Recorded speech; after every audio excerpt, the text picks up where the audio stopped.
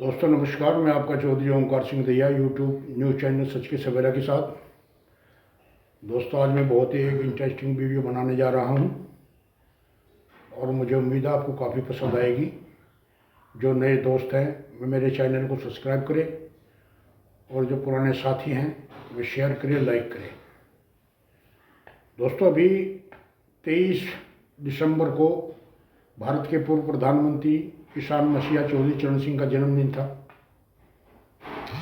और मुरादाबाद के संभल में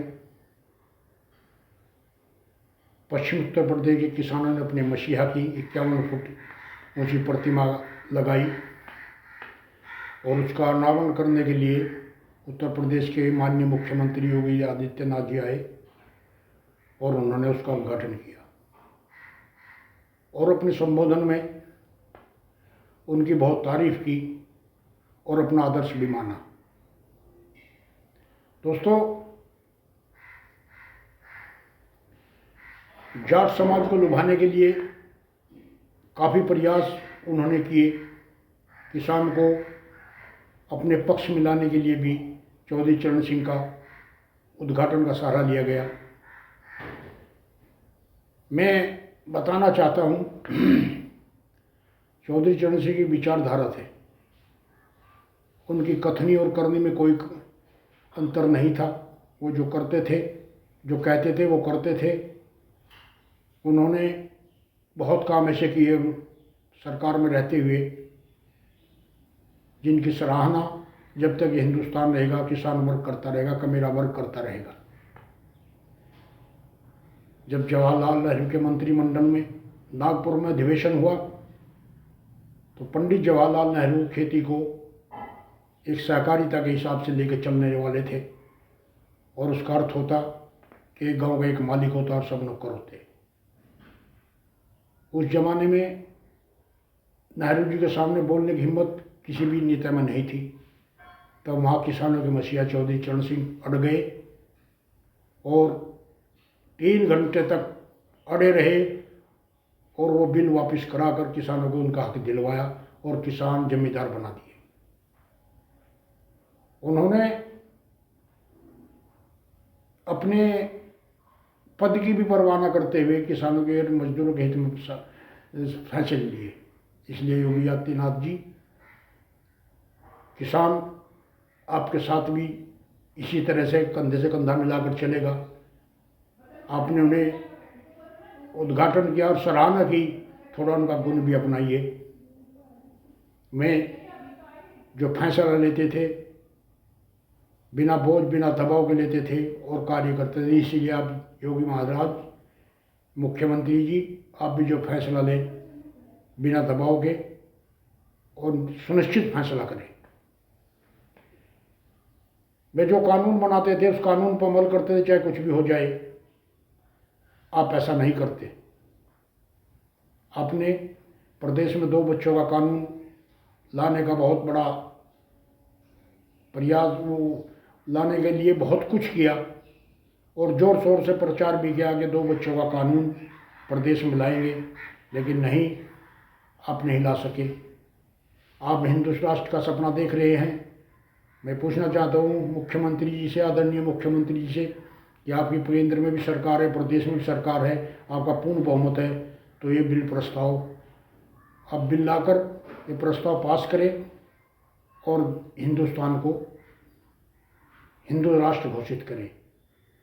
अब आपके पास पावर है, लेकिन पावर के साथ साथ आप में काम करने की और निष्पक्ष काम करने की कमी है। दोस्तों चौधरी चरण सिंह की छवि आम आदमी, हर बिरादरी अपने नेता के रूप में, अपनी बिरादरी के रूप में देखती थी कि वो हर बिरादरी के नेता थे, वो किसी एक के नहीं थे। और किसान वर्ग, कमेरा वर्ग, व्यापार वर्ग, जवान, सब उनके मुरीद थे। मैं माननीय मुख्यमंत्री जी को कहूँगा कि आप ऐसा काम करें जो सब आपके मुरीद हों और हर बिरादरी आपकी छवि अपने नेता के रूप में देखे। आपको किसानों को बहकाने का, जाटों को बहकाने का प्रयास नहीं करना पड़ेगा। कार्य करें, किसानों का मन टटोले, उनके बात को सुने, उनकी पीड़ा को सुने, तो किसान स्वयं ही आपके पास आ जाएगा। किसानों को बहुत बड़ी उम्मीद थी कि चौधरी चरण सिंह के किसान मसीहा के जन्मदिन पर माननीय मुख्यमंत्री जी गन्ने के रेट की घोषणा करेंगे, और बहुत ही आशावादी थे कि इस मुख्यमंत्री ऐसा तो जरूर करेंगे, लेकिन मुख्यमंत्री जी ने कोई घोषणा नहीं की और सब किसान वर्ग नाराज है और मायूस है। दोस्तों, छवि, देश के नेताओं की छवि, जो पहले नेता थे उनका कार्य क्षेत्र देश के लिए होता था, समाज के लिए होता था। आज के नेताओं का कार्य क्षेत्र कुर्सी के लिए तक सीमित हो गया है। जाटों को मनाने की कोशिश की जा रही, उन्हें अपने पाले में लाने की कोशिश की। मैं कहना चाहता हूं कि 2014 के चुनाव में जाट समाज, किसान समाज ने बढ़ चढ़कर भारतीय जनता पार्टी को वोट दिया और उनकी सरकार बनवाई,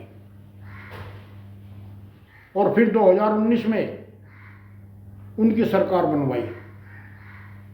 लेकिन दोस्तों,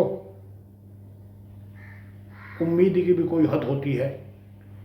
9-10 साल हो गए, किसान वर्ग हर तरह से मायूस है।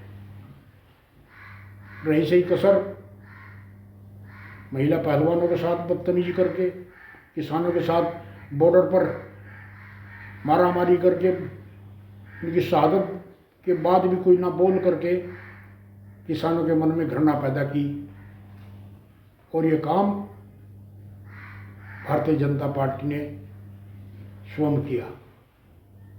तो किसकी उम्मीद के सहारे किसान को मनाने की कोशिश की जा रही है।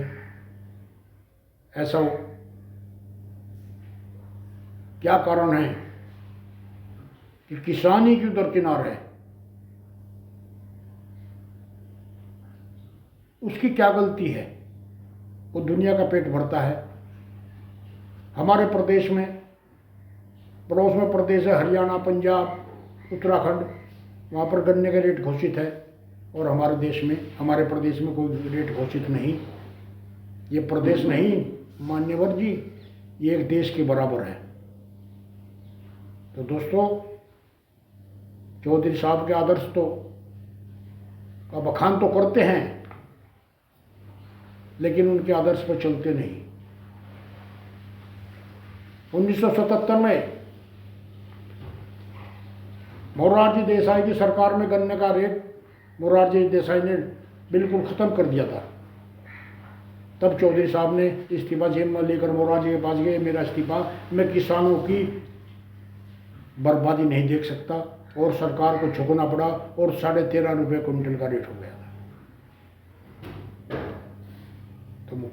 तो मैं कहना चाहता हूँ दोस्तों, उनका जो अनुसरण किसानों के हक में करना चाहते हैं, वो पहले उनकी नीति अपनाए, और उनका आत्मबल और उनका सच्चाई अगर आप अपने में धारण करेंगे, तो आपको किसी वर्ग को मनाने की ज़रूरत नहीं पड़ेगी। वो हमेशा आपके साथ खड़ा रहेगा। चौधरी साहब उनकी परेशानी सुनते थे, उनका हल करते थे। प्रदेश के मुख्यमंत्री रहते हुए उन्होंने लेखपाल पद सृजित किया और पटवारी पद को समाप्त कर दिया। तो वो दृढ़ निश्चय, दृढ़ फैसले लेने वाले थे। आप में माननीय मुख्यमंत्री जी, आप में वो सब गुण मौजूद हैं। आप दृढ़ प्रशासक है, फैसले लेने में दृढ़ है, लेकिन अपना फैसला लागू करने के लिए आप स्वतंत्र नहीं हैं। इसलिए मेरे माननीय मुख्यमंत्री जी, किसान आशा की किरण आप ही हैं। इन किसानों का भला कीजिए, तभी जा कर के किसान वर्ग में आपकी पैठ बनेगी। दोस्तों, कैसी लगी वीडियो?